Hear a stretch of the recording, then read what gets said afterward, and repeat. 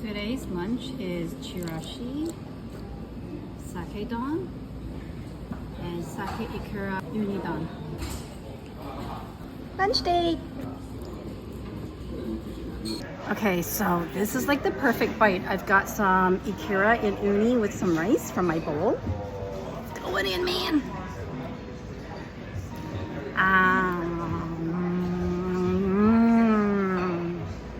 That's good stuff. I can see there's mackerel, there's the egg, there's the salmon, the sake, and the shrimp, and the crab.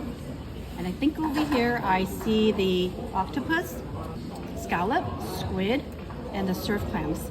And here's a piece of tuna.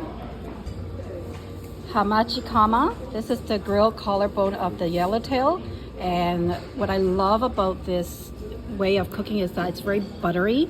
If you go into the meat and the flesh, you can tell that it's very creamy, sweet, and buttery and flaky. Moist and delicious, perfectly cooked. One of my favorite appetizers to eat.